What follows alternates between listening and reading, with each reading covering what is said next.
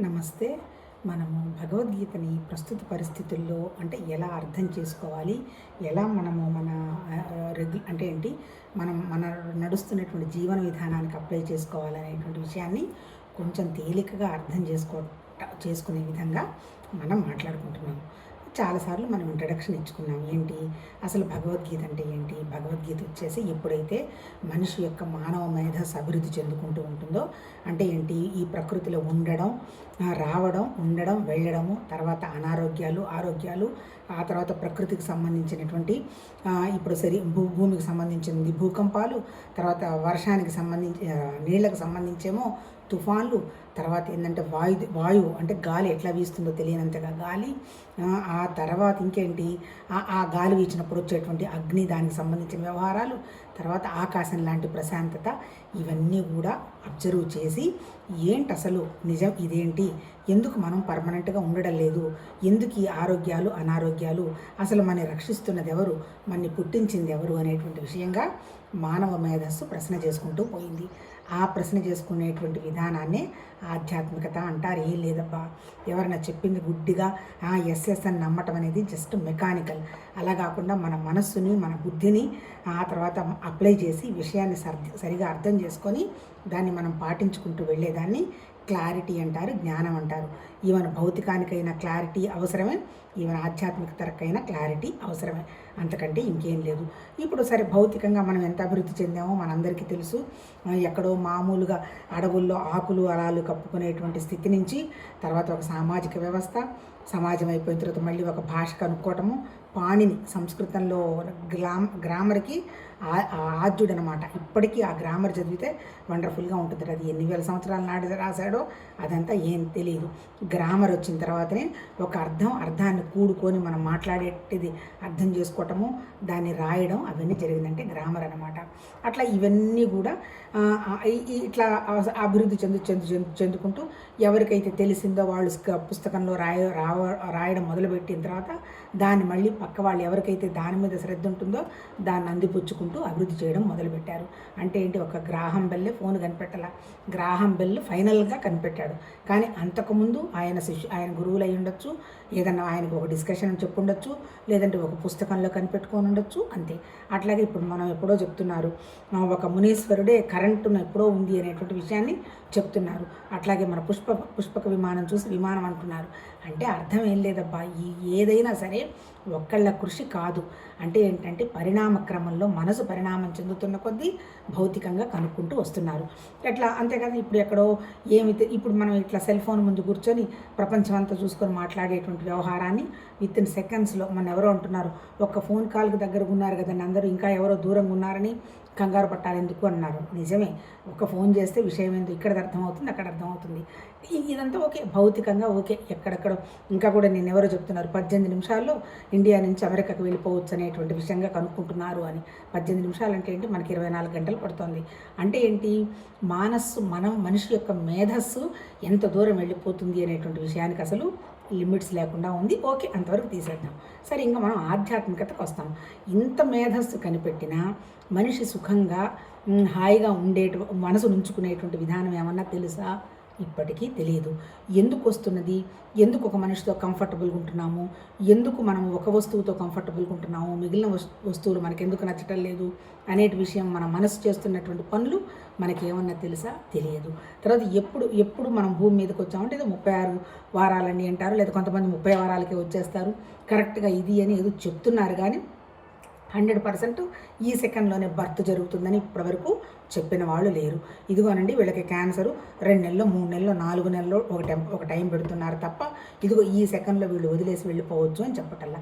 అలా 3 నెలలకు పోతామనుకున్న వాళ్ళు కూడా బతికిన వాళ్ళు ఉన్నారు. వీళ్ళకి ఏం ప్రాబ్లం లేదు అని బైపాస్ సర్జరీ చేసి వండర్ఫుల్గా ఉంది అని హాస్పిటల్లో నుంచి వస్తూనే మెట్ల మీద కాలు పెడుతూనే హార్ట్ అటాక్ పోయిన వాళ్ళు ఉన్నారు. ఇవి నేను చెప్తున్న వాళ్ళని ఏవి అబద్ధాలు కాదు, ఎవరి అనుభవాల్లో వాళ్ళు మనం కనుక్కోవచ్చు. అంటే అర్థం ఏంటి ఈ మనసు చేస్తున్న వ్యవహారం, అసలు ఎందుకు ఈ బుద్ధికి ఒక్కొక్కళ్ళకి ఒక్కొక్క కోరిక, ఇది చేయొచ్చు అది చేయొచ్చు అనే బుద్ధి అవగాహన చేస్తుంది. అసలు ఇదే చేద్దామనేటువంటి ఆలోచన అసలు ఈ మనిషికి ఎందుకు వస్తుంది, అంటే ఏంటి, ఎందుకు ఈ జ్ఞాపకాలన్నీ ఉన్నాయి అనేటువంటి విషయాలనే మన వాళ్ళు ఏం చెప్పారంటే, మన దగ్గర ఉన్నటువంటి విషయాలు చూస్తూనే అనుభవానికి తెచ్చుకొని వాళ్ళు చెప్పారు. అందుకని దీన్ని మనం ఏమంటున్నాము, ఆధ్యాత్మిక శాస్త్రం అంటున్నారు. ఎందుకంటే సైంటిఫిక్గా నీ దగ్గర ఒక పరికరం ఉంది, నీ శరీరం సైంటిఫిక్గా నీ దగ్గర ఒక మనసు ఉంది, అదొక పరికరం. తర్వాత దానికి వచ్చేటువంటి ఫలితం నీకు తెలుస్తోంది. అంటే ఏంటి, ప్రయోగశాలలో వచ్చే ఇన్పుట్ నీకు తెలుస్తుంది. అందుకని దీన్ని ఆధ్యాత్మిక శాస్త్రం అన్నారు. నిజం చెప్పాలంటే ఆధ్యాత్మిక శాస్త్రం అంటే దేన్ని అన్నారు, మనకి వేదాలు ఉన్నాయి, అనుమానం లేదు. వేదం అంటే ఏంటి, తెలుసుకోవటం. ఏం తెలుసుకోవటం, ఎట్లా మన జీవనాన్ని సక్రమంగా చేసుకోవాలి అనే దానికోసం కర్మానుష్ఠానం, భక్తానుష్ఠానం, ఇట్లా ఎలా ఎలా ఉండాలి అనేటువంటి విషయాలన్నీ వాళ్ళు చెప్పటం జరిగింది. అది జస్ట్ కర్మ అనుష్ఠానం వాటికి సంబంధించి. తర్వాత ఇప్పుడు వేదాల్లో ఎండ్ పోర్షన్ వచ్చేంటి, ఉపనిషత్తులు ఏం చెప్పారు, అసలు నువ్వు ఎలా వచ్చావు, నువ్వెవరు, నువ్వెక్కడికి వెళతావు, మళ్ళీ నీకు పుట్టుకుందా లేదా, మళ్ళీ నీకు మరణం తర్వాత మళ్ళీ నువ్వు వస్తావా లేదా అనేవన్నీ కూడా నువ్వు అనుభవానికి తెచ్చుకోగలవు ఎప్పుడు, నీ అనుభవంతో నువ్వు కనుక్కోగలిగినప్పుడు అనేటువంటి విషయాన్ని. అంటే ఏంటి, డిస్కవరీ చేసి కనుక నువ్వు కనుక్కోగలిగితే విషయాన్ని నువ్వు కనుక్కోగలవు అనేటువంటి విషయాన్ని చెప్పింది మనకి భగవద్గీత. భగవద్గీత అంటే ఏంటి, ఉపనిషత్తుల సారాన్నంతా గ్రహించి బ్రహ్మసూత్రాలు, ఉపనిషత్తులు, భగవద్గీత అనేటువంటి విషయాన్ని వ్యాస మహాముని మనకు అందించడం జరిగింది. దీంట్లో ఆయన ఏం చెప్పాడు, చాలామంది ఏమనుకుంటారు, తర్వాత ఇప్పుడు ఇందులో ఏం చెప్పింది, 18 చాప్టర్స్ చెప్పాడు. అన్నిటికీ మూలమైంది ఐ అనేది సమస్య. ఇప్పుడు మనం ఫర్ ఐ కోసం వెళుతూ ఉంటాం. అంటే ఏంటి, నా కొరకై నేనేం చేయాలి, నేనేం పొందాలి, నాది అని వెళుతున్నాం. ఇక్కడ భగవద్గీతలో చెప్పింది, నీకు ఈ ఫ్రీడమ్ ఎక్కడి నుంచి రావాలి, ఐ నుంచి ఫ్రీడమ్ రావాలి. అంటే ఫ్రమ్ ఐ, అంటే ఐ అనేది కనుక నీకు ఫ్రీడమ్ వచ్చేస్తే నీకు విషయం అంతా తెలుస్తుంది, నీకు అసలు దుఃఖమే లేదని చెప్పింది. ఇప్పుడు భగవద్గీతలో మన అర్జునుడు ఎవరు, మనమే అర్జునుడు అంటే ఎవరు, బుద్ధి వికాస స్థితిలోకి వెళుతూ ఉన్న వాళ్ళ మనం బుద్ధిజీవులం. ఈ బుద్ధిజీవులకి ఏం బోధించాడు భగవతత్వంలో, నాయన నువ్వు అన్నిటికీ మూలమేంటి, నీ అహంకారం, మమకారం. అంటే ఏంటి, నాది అనేటువంటి ఒక భ్రమే నిన్ను ఇబ్బంది పెడుతుంది. నిజంగా సృష్టి జరగడానికి కూడా ఏంటి, ఎందుకు సృష్టి జరిగిందో కూడా తెలియదు, అంతా నా నుంచే వ్యక్తమైంది. ఎందుకు వ్యక్తమైంది, నా ఆలోచనతోటి వ్యక్తమైనట్టుగా కనపడుతున్నది. అంటే ఏంటి, ఈ సృష్టి జరిగింది అనేటువంటి విషయం కూడా జస్ట్ ఇల్యూజన్. అంటే అట్లాగే మరి నా సృష్టి ఎందుకు చేసుకున్నాను, నీ సృష్టి నువ్వు ఎందుకు చేసుకున్నావు అంటే అజ్ఞానం కోసం చేసుకున్నావు. అజ్ఞానం అంటే ఏంటి, పూర్తి జ్ఞానం లేదని కాదు, అంటే పూర్తిగా జ్ఞానం లేదు. అంటే ఇప్పుడు నాకు సంబంధించినవన్నీ ఉన్నాయి, నాకు ఆకలేస్తుంది, మంచిగా వంట చేసుకోవడం వచ్చు, పెట్టడం వచ్చు, ఆ తర్వాత నాకేదో కొద్దో గొప్ప బయటికి వెళ్ళి ఉద్యోగం చేయడం వచ్చు, డబ్బు సంపాదించుకోవడం, జాగ్రత్త చేసుకోవడం వచ్చు, పిల్లలకు సంబంధించిన విషయాలు ఎక్స్ప్లెయిన్ చేయడం, చెప్పడం వచ్చు, అన్నీ వచ్చు. మరి కానీ నేనేంటి నెక్స్ట్ మూమెంట్ అనేది నాకు తెలుసా, తెలియదు. అంటే ఏంటి, ఆ పూర్తి జ్ఞానం దాని మీద లేదు. ఎవరో దేవుడు ఉన్నాడు, ఆయన సృష్టించాడు, అందువల్ల ఈ ప్రకృతి అంతా వచ్చింది, మన మనసు, బుద్ధి, అహంకారం ఉంది, మన మనసును పద్ధతిగా పెట్టుకుంటే సంతోషంగా ఉంటాము, అంతవరకు తెలుసు. మరి మిగిలింది మనసు దాటిన తర్వాత విషయం ఎవరికి తెలియదు. ఎందుకు తెలియదు, ఈ భగవతత్వాన్ని మన మనసుతోటో, మన బుద్ధితోటో, మన ఎరుకతోటో కనుక్కునేది కాదు అన్నాడు. అంటే ఏంటి, మన మనసు, మన బుద్ధి, మన చిత్తం, మన ఈ అహంకారాన్ని దాటి కనుక్కోగలిగిందే, దాటి అంటే అనుభవంలో ఉండగలిగేదే భగవతత్వం అన్నాడు. అంటే ఏంటి, దానికి ఎందుకు మనం మనసు, బుద్ధి, చిత్తం, అహంకారంతో కనుక్కోలేవు, ఎందుకు కనుక్కోలేవు అంటే దానికి నామం లేదు. ఎవరికి, పరమాత్మతత్వానికి నామం లేదు, ఒక రూపం లేదు, తర్వాత దానికి ఒక గుణం లేదు, దానికి ఒక కదలిక లేదు అసలు. తర్వాత ఏంటి, పూర్తిగా వ్యాపించున్నది. అంటే ఏంటి, ఇక్కడ ఉన్నది ఇక్కడ లేదు అనేటువంటిది లేదు, అణువు ఉన్నది. ఇప్పుడు మనం మాట్లాడుతున్నాము, వింటాము, ఉంటున్నాము అన్న విషయానికి కూడా భగవతత్వం ఉన్నది. మనకు వస్తున్నటువంటి ఆలోచనలు నాకే తెలుసు, పక్క వాళ్ళకి ఎవరికి తెలియటం లేదనుకున్నామా, లేదు, మనకు వస్తున్న ఆలోచనల్లో కూడా భగవతత్వం ఉన్నది. ఎందుకున్నది, అసలు ఎందుకు ఈ సృష్టి జరిగిన దానికి ఆయన ఏం చెప్తాడు సమాధానం, ఊరికే జస్ట్ నేను ఆల్రెడీ ఉన్నాను, ఏకంగా మిగిలినవన్నీ కూడా ఒక అనుభవానికి తెచ్చుకుందాం అనేటువంటి భావంతో సృష్టి చేశాను అన్నాడు. అంటే అర్థం ఏంటి, చీమ దగ్గర నుంచి కదులుతున్న ప్రతి ప్రాణిలో కూడా ఉన్నది భగవతత్వమే, ఆయన అనుభవత్వం కోసమే ఉన్నది. మన జీవత్వానికి అసలు అనుభవం లేదు. కానీ మనం ఏం చేస్తున్నాము, ఆ భగవతత్వం అనుభవానికి వేసుకున్నటువంటి విషయాన్ని మనం నెత్తినేసుకొని ఈ అనుభవాలన్నీ నాకే వస్తున్నాయి అనేటువంటి విషయాన్ని మనం గ్రహించుకుంటూ ఉన్నాము. అందుకని ఆధ్యాత్మికంగా ఎదగాలి, తెలుసుకోవాలి అంటే అర్థం ఏంటి, ఇక్కడ తెలుసుకునేదో, స్వర్గానికి వెళ్ళేదో, నరకానికి వెళ్ళేదో ఇవేమీ లేదు. మనకున్నటువంటి అనుభవంలో నుంచి మనం నేర్చుకోవాలి. ఏంటి అనుభవం? భగవతత్వం అనుభవం ఏంటి? ఆయన నిరాకారం, ఆయనకి ఏమి దుఃఖం లేదు, కానీ ఉన్నాడు. ఇప్పుడు మనం నేర్చుకోవాల్సిన అనుభవం ఏంటి? ఉన్నది భగవతత్వం. అలాగే నా దగ్గర ఉన్నది, మన శరీరం ఉన్నంతకాలం ఉంటుంది, పని చేసుకుంటుంది, వెళ్ళిపోతుంది, జరుగుతుందన్న నా అనుభవం కాదు. ఆ అనుభవం అనేటువంటి విషయాన్ని నువ్వు గ్రహించి ఆ దృష్టిగా నువ్వు ముందుకు వెళుతూ ఉంటే దాన్ని సాధన అన్నాడు. ఇప్పుడు ఇక్కడ మనకు భగవద్గీత ఏం చెప్తున్నాడు? అయ్యా, అన్ని సమస్యలకి నీ విషాదమే కారణం, నీ ఐడెంటిటీయే కారణం. నీ ఐడెంటిటీని పోగొట్టుకోవాలంటే పరికరాలు నీ దగ్గరే ఉన్నాయ్యా అన్నాడు. ఏమున్నాయి మన దగ్గర పరికరాలు? మన దగ్గర ఏముంది? మన దగ్గర ఒక శరీరం ఉంది, కనపడుతుంది కదా. ఈ శరీరానికి ఒక పేరుంది. ఈ శరీరం ఒక అమ్మ కడుపు అనేటువంటి ఖాళీలో నుంచి వచ్చింది, వస్తున్నాయి. దీనికి ఒక కాలం నిర్ణయించబడింది. ఇవన్నీ ఎవరికి తెలుస్తున్నాయి? నా శరీరం ఉందని ఎవరికి తెలుస్తోంది? నా మనసుకు తెలుస్తుంది. అంటే ఈ శరీరం ఉన్నదని ఎవరికి తెలుస్తోంది? నా మనసుకు తెలుస్తోంది. ఈ మనసుకు ఎలా తెలుస్తోంది? ఈ మనసుకి ఏముంది? ఇది ఒక ప్రాణశక్తి అనేటువంటిది, ఒక ప్రాణం ఉన్నది. ఇది పైకి గాలి తీల్చుకుంటోంది, వదులుతోంది. ఈ ప్రాణశక్తి కూడా ఎంత? ఇది ఊపిరి తీల్చుకుంటూ బతుకుతున్నందువల్ల ఇది ఉండడం లేదు. అలానే ఉంటే మన ఆక్సిజన్లో కరోనాలో బోలెడు మంది బతికేవాళ్ళు కాదు. అంటే లోపల ఒకటువంటి భగవతత్వం అనేటువంటి శక్తి ఉంది. అది పీల్చుకోవటానికి, వదలడానికి దాని సహాయం జరగబోతోంది. అంటే మరి దాన్ని నడిపిస్తున్నది ఎవరు? మనసు నడిపిస్తున్నది. ఇది మంచిగా నడవాలా, చెడ్డగా నడవాలా అని చెప్తున్నది ఎవరు? బుద్ధి. అసలు ఎక్కడి నుంచి వస్తున్నాయి ఈ ఆలోచనలు అంటే ఈ జ్ఞానం అంతా ఉన్నది చైతన్యంలో. ఈ చైతన్యం ఎక్కడిది? భగవతత్వం అయినటువంటి నిరాకారమైనటువంటి విషయంలోనిది. ఇది ట్రూత్.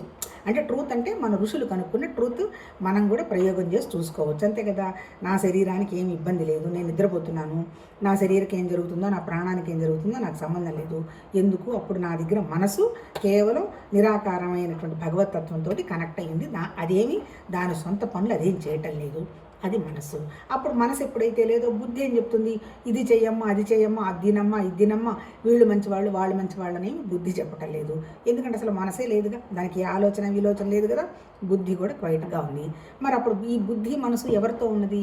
చిత్తంతో కనెక్ట్ అయి ఉన్నాయి. చిత్తం అంటే ఏంటి? చైతన్యం. చైతన్యం అంటే ఏంటి? మొత్తం వ్యాపించున్నటువంటి భగవతత్వం అనేది ప్యూర్ కాన్షియస్నెస్. అలా కాకుండా నా శరీరము, నా జ్ఞానం, నాకు సంబంధించింది ఉన్నది కొంత చైతన్యం. అంటే ఏంటి? ఇక్కడ చైతన్యం అంటే ఏంటి? అర్థం ఏంటి? జ్ఞానం, అంతే కదా, అంతకంటే ఇంకేం లేదు.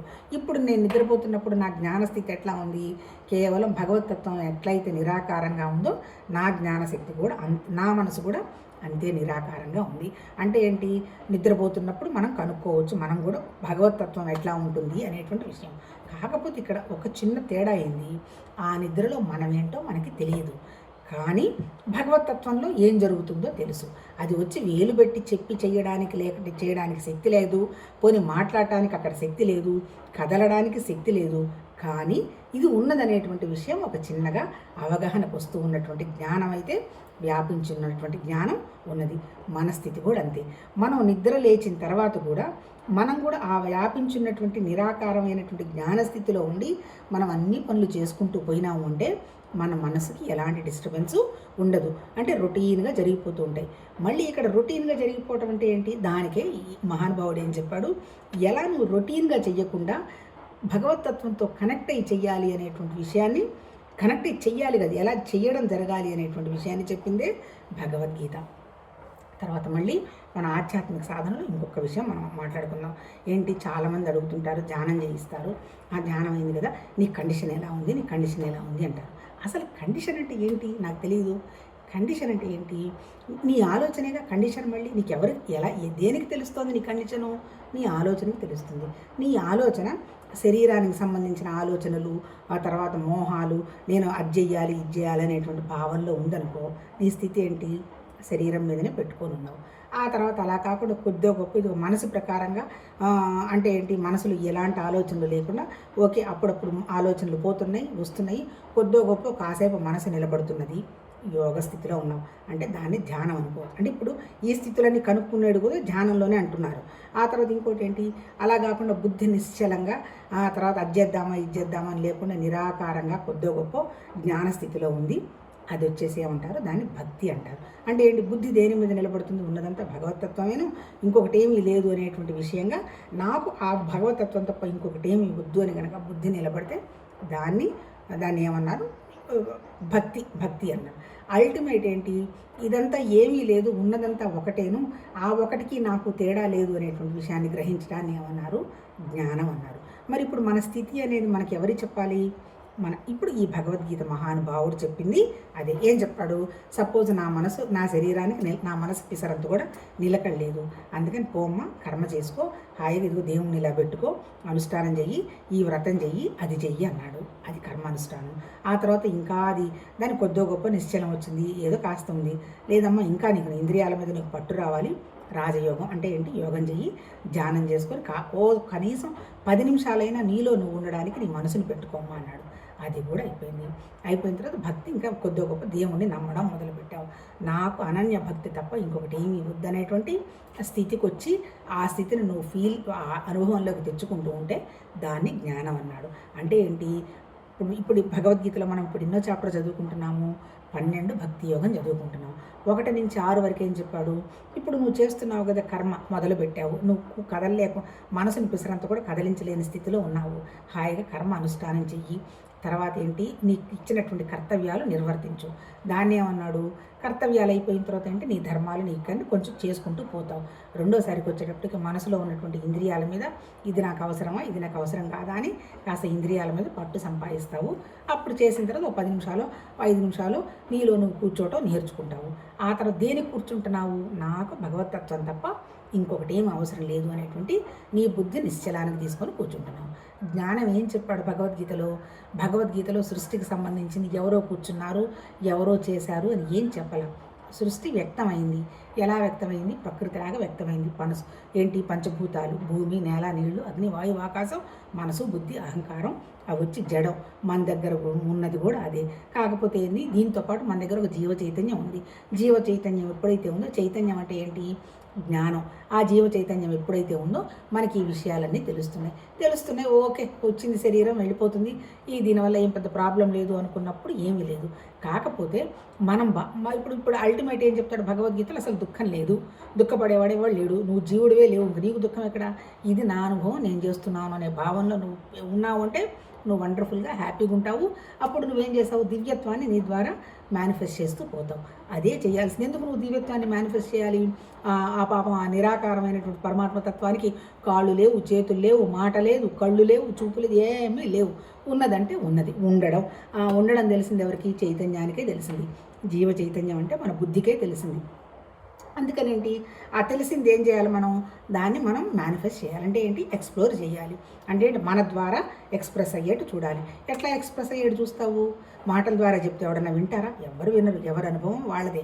కాకపోతే ఎట్లా ఎక్స్ప్లోర్ చేయాలి, నువ్వు హ్యాపీగా ఉండడమే. ఇప్పుడు భగవద్గీత మన అడిగింది ఏంటి, ఏం అడగడల్లా, నువ్వు సంతోషంగా ఉండు. నేను సంతోషంగా ఉండకుండా ఆపుతున్నది ఏంటి, నీ శరీరం, నీ ఇంద్రియాలు, నీ మనసు, నీ బుద్ధి, నీ అహంకారం. ఇవన్నీ నువ్వా, కాదు, ఇవన్నీ నువ్వు కాదు, నువ్వే దైవత్వం. ఎక్స్క్యూజ్ మీ, మరి దైవత్వానికి టెన్షన్ లేనప్పుడు నీకు మాత్రం ఎక్కడి నుంచి వచ్చింది టెన్షను, నువ్వు నాదని నువ్వు గ్రహించుకున్నావు. ఇప్పుడు నువ్వు గ్రహించాల్సింది ఇదంతా టెంపరీ, శరీరం వచ్చింది, ఉంటుంది, వెళ్ళిపోతుంది. ఈ లోపల నీకు అనుభవాలు వస్తాయి, పోతాయి, అంతే కదా. శరీరం అంతా నశించేది కాబట్టి చిన్నతనం ఉంది, మామూలు యంగ్ ఏజ్ ఉంది, మిడిల్ ఏజ్ ఉంది, ఓల్డ్ ఏజ్ ఉంది. ఓల్డ్ ఏజ్ తర్వాత డెత్ ఉంది. జరామరణాలు శరీరానికి తప్పవు. తర్వాత మనసుకి శోకం, మోహం ఉంటుంది. అంటే ఏంటి, నువ్వు గట్టిగా పట్టుకున్నావు అంటే శోకం. దేనికి శోకం, ఇది నాదని పట్టుకుంటే మోహం. ఈ శోకమోహాలను వదిలించుకోవాలి. బుద్ధికి ఏమి చేయాలి, బుద్ధికి అప్పుడు నువ్వు జ్ఞానాన్ని పెంచుకోవాలి. ఈ జ్ఞానం పెంచుకుంటే ఏంటి, శరీరం టెంపరీ అని తెలుస్తుంది, ఈ శోకం మోహం టెంపరీ అని తెలుస్తుంది.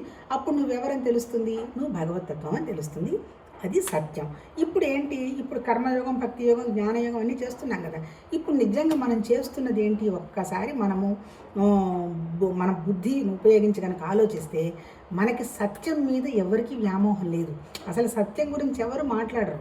ఎంతసేపు చెప్పినా ఏంటి, అనుష్ఠానం, లేకపోతే అంతే. అంటే ఇప్పుడు మనం పూజలు చేస్తాము, అనుష్ఠానం, అమ్మ అదిగో అది చేశాను, ఈ మంత్రం చేసుకోమ్మా, నువ్వు ఇది చేసుకో, నీకు సౌభాగ్యవతిగా ఉంటావు, హాయిగా నీకు డబ్బులు వస్తాయి, అది ఇది అని చెప్తారు, అంతే కదా. మరి వరలక్ష్మి వ్రతం అంటే పరిగెత్తి ఏదో కూర్చొని అంతకుముందు కళ్ళు మూసుకొని కూర్చునే వాళ్ళని ఇప్పుడు వాళ్ళు ఎవరైనా కూర్చుంటున్నారా, బోలెడు షాపింగ్, బోలెడు బట్టలు, బోలెడు బంగారాలు, బోలెడు గిఫ్ట్లు. అక్కడ నువ్వు చేస్తున్నది ఎందుకు, సత్యం మర్చిపోయినావు.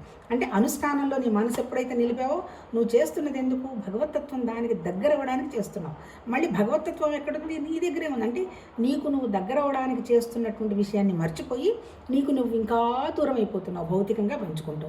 అట్లా అయిపోయింది. కానీ కర్మను అనుష్ఠానం కాదమ్మా. కర్మ అనుష్ఠానం అయిపోయిన తర్వాత కర్మాన్ని యోగంగా చెయ్యి. యోగం అంటే ఎవరు? సత్యం నేనే భగవతత్వం అనేటువంటి భావంతో పూజ చేసుకుంటూ పో అని కర్మ చెప్పాడు. రెండోది ఏం చెప్తున్నాడు? రెండోది వచ్చి యోగం. యోగం ఏంటి? ఇలా మన్ని కనుక్కోకుండా ఆపుతున్నవేంటి? మన మనసు మన దగ్గర ఉన్నటువంటి ఇంద్రియాలు పాపం చూస్తాయి కానీ వాటికి ఏం తెలియదు. మాత్రలు అంటారు. మాత్రలు అంటే ఓన్లీ చూడడమే. కళ్ళు ఉన్నాయి, చూస్తే ఓన్లీ చూస్తాయి. ఇది సెల్ ఫోనా, ఇది మొక్క, ఇది పుట్ట అని చెప్పేది మళ్ళీ మనసు. అంటే తన్మాత్రలు మన కళ్ళు, మన జ్ఞానేంద్రియాలని. కానీ లోపల నీకు సంకల్పాలు వికల్పాలు చేసేదంతా మనసు. అది కాదు ఇది కాదని చెప్పేది బుద్ధి. ఇలా చేద్దాం అలా చేద్దాం అని జ్ఞాపకాలు. ఇప్పుడు మనం ఏ జ్ఞాపకాలు పెట్టుకొని ఉన్నాం? భౌతికంగా సంబంధించినటువంటి జ్ఞాపకాలే పెట్టుకున్నాం. ఇప్పుడు మన చైతన్యంలో ఏం చేయాలి? ఆ భౌతికంగా ఉన్నటువంటి జ్ఞాపకాలను ఒకటొకటి వదిలించుకోవాలి.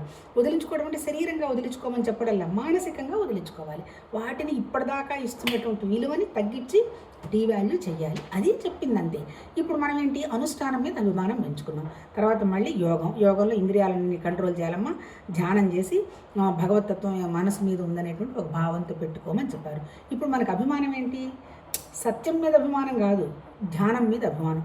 సత్యం ఏంటి? భగవతత్వం నా హృదయంలోనే వెలుగుతున్న జ్యోతి రూపంలో ఉంది. వెలుగుతున్న జ్యోతి అంటే ఏంటి? జ్ఞానం. ఏంటి జ్ఞానం? నువ్వే పరమాత్మ జ్ఞానం. ఇప్పుడు మనదేంటి? ధ్యానం చేసాము. ధ్యానం మీద అభిమానమో ధ్యానం చేయాలి. ధ్యానం చేయకపోతే ఎట్లా? దాంట్లో పార్టిసిపేట్ చేయాలి, దీంట్లో పార్టిసిపేట్ చేయాలి. మన వాళ్ళు చెప్పారు, దాని ప్రకారం చేయాలి. ఎందుకు చెప్పారు? సేవ ఎందుకు చెప్పారు? సేవ వల్ల అహంకారం పోతుంది.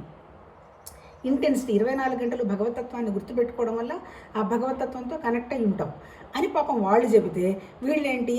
వాళ్ళు చెప్పిందంతా మనం చెయ్యాలి. అంతా మన ప్రపంచాన్నంతా మార్చేయాలి. నీకు ఇష్టం ఏంటి? అనుష్ఠానం మీద ఇష్టం. ఇక్కడ జరగాల్సింది ఏంటి? ట్రూత్ మీద ఇష్టం పెంచుకోవాలి. అది అయిపోయింది ధ్యానం. తర్వాత మూడోది ఏంటి? భక్తి ఏంటి? 24 గంటలు అనన్య భక్తి అన్నాడు. భక్తి అంటే మామూలుగా ఈ పూజలు పునస్కారాలు చేసేదాన్ని ఆయన చెప్పాల. అనన్య భక్తి, నిశ్చలమైన భక్తి అంటే ఏంటి? నేను తప్ప నాకు ఇంకోటి ఏమీ లేదు, భగవతత్వం తప్ప ఇంకొకటి ఏమీ లేదు అనే అనన్య భక్తి ఎప్పుడైతే ఉంటుందో, నిరాకారమైన పరమాత్మతత్వమేగా అంతా వ్యక్తమైంది. అందుకు నువ్వు ఎక్కడ చెట్టును చూసినా పుట్టను చూసినా ఇదంతా ఏమనిపిస్తుంది? నీకు అద్భుతంగా కనిపిస్తుంది. ఎందుకు? ఇదంతా భగవతత్వ సృష్టి. మరి ఆ భగవతత్వ సృష్టికి నేను ఎలా సేవ చేసుకోవాలి? నేను అంటే ఎవరు? మళ్ళీ ఇక్కడ భగవతత్వమే చేసుకోవాలి అనేటువంటి భావం భక్తి పెంచుకున్నప్పుడు నీకు అసలు చిన్న వ్యతిరేకత కూడా కనపడదు కదా. ప్రసాద బుద్ధిగా నీ మనసు వెళ్ళిపోతుంది. ప్రసాద బుద్ధి అంటే ఏంటి? ఏదైనా మంచి ఒకవేళ లాభం వచ్చింది, నమస్తే నీ దయ వల్ల. ఒకవేళ జరగలేదు, కేవలం అమ్మో నన్ను ఇలా ముందుకు ఇంకా నేను మారాలి కావాలి, అంతా భగవతత్వంలో ఇంకా చేయడం లేదేమో, నమస్కారం. అంటే 24 గంటలు అనన్య భక్తితో ఉండడం అంటే ఎప్పుడు ఉంటావు? నాకు సత్యం తప్ప ఇంకొకటి ఏం వద్దు అనేటువంటి అవగాహన వచ్చినప్పుడు. ఇప్పుడు భక్తి అంటారు కదా. భక్తిని అనుష్ఠానంగా చేయటం కాదు, భక్తిని యోగంగా చేయాలి. యోగంగా చేయడం జరగాలి. యోగం అంటే ఏంటి? భగవతత్వంతో అతుక్కొని చెయ్యాలి. కాకపోతే చాలామంది ఏమంటారంటే నాకు ఇచ్చిన కర్మ నేను చెయ్యాలి కదా అంటారు. కర్మను నువ్వు అనుష్ఠానంగా అనుకుంటున్నావు. అనుష్ఠానం కర్మ కాదు. అంటే ఏంటి? యోగంగా చేయడమే కర్మ. మరి నాకు డ్యూటీ ఉంది కదా అంటారు. డ్యూటీ ఉంటే రిటైర్మెంట్ ఉంటుంది. డ్యూటీ ధర్మాలు కాదు, అంతా భగవతత్వం అనేటువంటి భావన. 60 ఏళ్ళు వచ్చాయి ఇంకా పోతాం కదా అనుకుంటే పోతాం. అదంతా ఏమీ లేదు. డ్యూటీ ఏముంది? భగవతత్వం నీ దగ్గర ఉన్నంత వరకు భగవతత్వం ద్వారా ఈ శరీరం ద్వారా హ్యాపీనెస్ని అంటే సంతోషాన్ని, ఆనందాన్ని మేనిఫెస్ట్ చేసుకుంటూ పోవడమే మనం భగవంతుడికి ఇచ్చేటువంటి గొప్ప పని. అంతకంటే ఇంకేం లేదు. ఎటువంటి పరిస్థితుల్లో కూడా రియాక్షన్ లేకుండా ఓన్లీ రెస్పాండ్ అవుతూ ఇది భగవతత్వ పనే కదా అనేటువంటి భావంతో కనుక ఉంటే నువ్వు మంచి చూస్తావు, మంచి మాట్లాడతావు, నీ ఉన్నత చోటంతా మంచి జరుగుతుంది. 24 గంటలు ఆనందమే ఎక్స్ప్లోర్ అవుతుంది. ఇది చెప్పింది భక్తి అంటే ఏంటి? ఇప్పుడు మనం చదువుతున్న భక్తిలో ఇప్పుడు ఏం చెప్తున్నాడు? నిన్న కొంత చదివాం కదా భక్తి. ఎంతవరకు చదివాను నిన్న? నా ఎందే ఏకాగ్ర చిత్తుడవై, తర్వాత ఇంద్రియాలను నేను కంట్రోల్ పెట్టుకొని, ఆ తర్వాత అన్నీ నువ్వు ఏం చేసినా నేను తప్ప ఇంకొకటి లేదనేటువంటిది నాకు అర్పించి నువ్వు నా మందే కనుక మనసు లగ్నం చేసావంటే నువ్వు నాకు ఇష్టం, నా విషయాన్ని నువ్వు కనుక్కుంటావు అంటాడు. ఇప్పుడు ఇంతకీ భగవద్గీతలో భక్తి యోగం చెప్పింది ఏంటి? సత్యం. మనం ఎంతసేపటికి మన మనసు నాకు సత్యం కావాలి అంటే ఎవరు? నేను భగవతత్వంతో ఉండాలి అంతే కదా అనేటువంటి భావంగా పెట్టుకొని నీకు ఇచ్చినటువంటి ఏ పనైనా సరే నువ్వు చేసుకుంటూ పోవడం జరగాలి. ఇక్కడ నాది అన్నావు అంటే మళ్ళీ నీకు మళ్ళీ ఈ వచ్చిన దాని వల్ల పని వల్ల లాభం నష్టం వస్తుంది. ఇప్పుడు నీకు నిష్కామ కర్మ అనేటప్పటికీ ఏంటి, ఇక్కడ లాభ నష్టాలు లేవు. ఏం జరిగినా భగవంతుడి కోసమే. లాభం వచ్చింది ఓకే, ఆయన పోయిందేమో, నష్టం వచ్చింది ఓకే, ఆయనకు అనుభవం మనకు రావాల్సిన పరిస్థితి ఉందేమో అనేటువంటి భావం వచ్చినప్పుడు నీ మనసు ఎట్లా ఉంటుందంటే నిష్కల్మషంగా, నిశ్చలంగా, నీళ్ళలాగా మొత్తం వ్యాపించినట్టు ఉంటుంది. అప్పుడు నీకు సర్వ సంకల్పాలు ఎందుకు వస్తాయి, లేవు, నిర్వికల్పంగా ఉంటుంది. ఒకవేళ ఏదైనా సంకల్పం రావడం జరిగింది, అది భగవతత్వం అనుభవం కోసం వచ్చిన సంకల్పం, ఓకే క్యారీ అని వెళతాం. ఆ రకంగా వెళ్ళాలని ఇక్కడ చెప్పింది. లాస్ట్లో ఒకటి చదివేస్తాము, చూద్దాం. నాయందే మనసు నిలుపును, నాయందే బుద్ధిని లగ్నం చేయము, పిమ్మట నాయందే స్థిరంగా ఉండును, ఇందులో ఏమాత్రం సందేహానికి తావులేదు. అంటే ఏంటి, నువ్వు నీ మనసుని తీసుకెళ్ళి ఇంకా అక్కడ పెట్టు ఇక్కడ పెట్టు అని ఏం చెప్పటల్లా ఆయన. నాయందే నీ మనసు బుద్ధి కంప్లీట్గా పెట్టు. నాయందే అంటే ఎవరు, నేను అన్నీ నా నుంచే వచ్చాయని చెప్తున్నాడుగా. నేను కృష్ణుడు, నేను రాముడు, నేను చంద్రుడు అని ఏం చెప్పలే. నేను భగవాన్. ఎవరా భగవాను, నిరాకారమైనటువంటి నా భగవాన్లోనే అన్నీ ఉన్నాయి. అంటే ఏంటి, నువ్వు ఏది చూసినా పరమాత్మతత్వమే. అందుకని నా ఎందే పెట్టు అంటే ఇక్కడ అర్థం ఏంటి, నీ ఎందు పెట్టుకో. నువ్వెవరు, ఇప్పుడు నన్ను నాది లోపల ఉన్నటువంటి నా జ్ఞానాన్ని ఆపుతున్నది ఏంటి, నా శరీరం, నా మనసుకున్న ఆలోచనలు, నా బుద్ధికి ఉన్నటువంటి అది మంచిగా ఇది చెడా అనేటువంటి విషయాలు.